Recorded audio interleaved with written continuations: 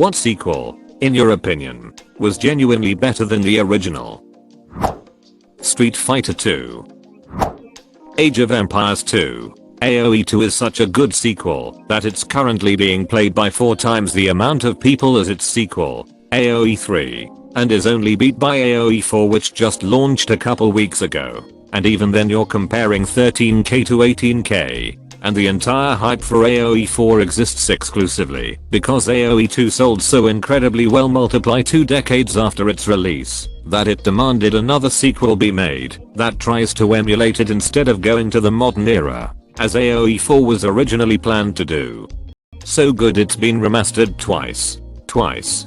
Didn't they also put out an expansion, like 10 years later, or am I misremembering? I think they put out an expansion last year. Star Wars Battlefront 2. Not the new online one, I mean the awesome one with Galactic Conquest and Rise of the Republic and that sort of thing. Slipknot Iowa. Aliens vs Alien. Galactic Conquest was probably some of the most fun I had gaming as a kid. Magma Multiply 2. It actually includes the entirety of Magma Multiply 1. In that short bit of exposition at the beginning. Not arguing with you. I think you can completely catch up with the sequel with that bit. Just curious what you're referring to. Star Trek to the Wrath of Khan. By a long shot, Khan is still my favorite Star Trek film. But Street TMP is grossly underrated. I particularly enjoyed the 5-minute approach to the Enterprise during docking. Read somewhere, maybe read it actually, that it was for the fans. If you think about it, it had been years since any Street type had been released, so there was some pent up emotions and they purposely made the reveal that long to give back to the community. Not sure it's true, but I like that sentiment. Assassin's Creed 2 took everything that the original did good and made it better. A bigger, more diverse map, more customization, better missions, a more intricate story, and in my subjective opinion a more interesting protagonist. The jump from I to 2 was incredible. Still my favorite Assassin's Creed game. The puzzles were so good. Rescuers Down Under. It is pretty much the sole example of a Disney sequel being better than the original pre-2000s. I remember being a kid and not even realizing it was a sequel. I was a bit older when we ended up with a VHS copy of The Rescuers. And it was so dark and sad compared to Down Under. You're not kidding about The Rescuers being dark and sad. I remember being traumatized by that movie as a little kid. Evil Dead 2. The scene where he sits down on the chair and it breaks. Then the deer head turns its neck and begins laughing at him has to be my all-time favorite scene in any movie. Diablo 2. Stay a while and listen. Rush Hour 2. Best outtakes ever. His name is Lee, goddammit. Portal 2. Portal is great, but the sequel is a masterpiece. It hurts that they haven't made Portal 3. I would buy a VR headset in an instant if they released that. Pretty sure Valve dismissed the idea of a VR Portal because it would be way too nauseating. Several carpets were ruined at Valve HQ before they gave up on the project. Multiply 2. Excuse me. They say you can imitate anybody, even their voice. Then why not stay in disguise all the time? You know, look like everyone else. Because we shouldn't have to. Truly great part of the movie. For the comics fans it's nice to see Mystique being a mother, haha. TF2. Team Fortress 2 and Titanfall 2 for me. There is a strong case for Terminator. Personally, I like the gritty mood of the first movie. It's more horror than action. Objectively speaking though, T2 is a masterpiece. Edit holy damn. I guess I'm not the first person to have this immediately come to mind, lol. I'll never forget the DVD commentary. See that helicopter flying under a freeway overpass. That's a helicopter flying under a freeway overpass. I read somewhere that they couldn't get permits to film that scene. I think it was just that nobody would sign off on something so dangerous. So when they were out filming the helicopter chase, James Cameron was just like, hey, could you pull this off? And the chopper pilot was just like, yup.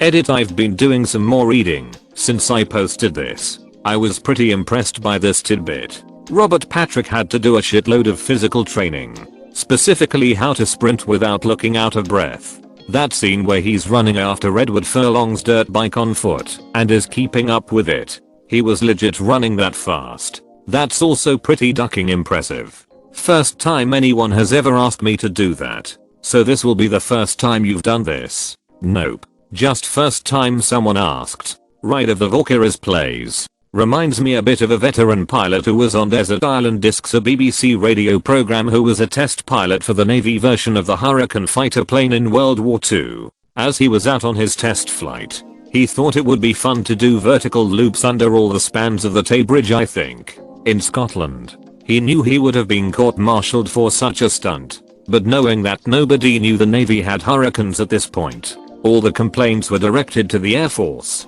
and he was scot-free. Legend. Adam's family values. Joan Cusack as the villain. Nuff said. He's got my father's eyes. Gomez, get those out of his mouth. Terminator 2 Judgment Day. The special effects were unreal. Hasta la vista, baby. As a younger sibling me, if only my parents agreed. The Empire Strikes Back. The Force is with you, young Skywalker, but you are not a Jedi yet.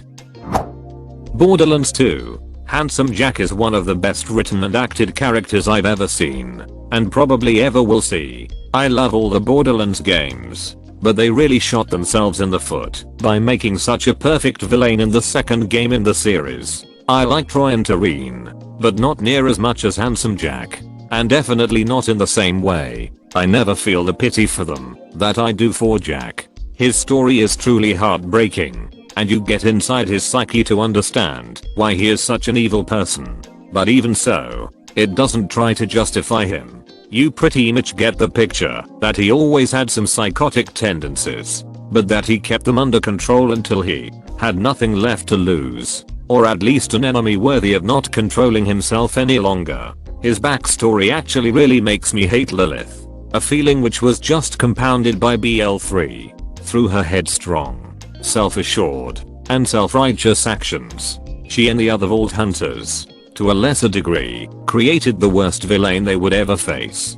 The pre-sequel wasn't as killer of an entry in terms of atmosphere and gameplay, but the story was an amazing addition to the story of BL2. It's just kind of a shame they didn't really do anything with that in BL3. I think in terms of story, they go BL2, pre-sequel, BL3, BL1, best to worst. But I can almost forgive BL1 for being worse than 3 in terms of story, for a few reasons. 1. It was the first ever Borderlands game. 2. The story wasn't really the focus, so it accomplished what it intended to accomplish. In 3. It didn't come hot off the heels of one of the best video game stories ever made. BL1 wasn't disappointing, because it had nothing to live up to, and again, story was rather secondary in that one.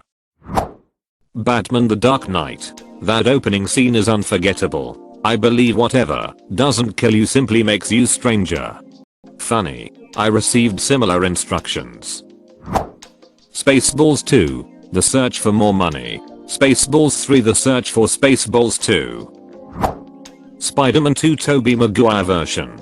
I'm back. My back. My back. 22 Jump Street. I was surprised at how much I liked the first. When I went to see the second, I had low expectations. It blew me away. I'm bummed they dropped the plan for a Jump Street maybe crossover. That would have been fabulous. You managed to unduck a situation you originally ducked up. I wish you can unduck my daughter. Thor Ragnarok. Dark World was it. I loved Ragnarok, but I hate how Chris Hemsworth is that good looking and funny. He can't have both, goddammit. Yeah. Well, at least his wife is you. Nope. Can't do it. She's goddamn beautiful. Chris Hemsworth isn't human, is he? He's like, actually Thor.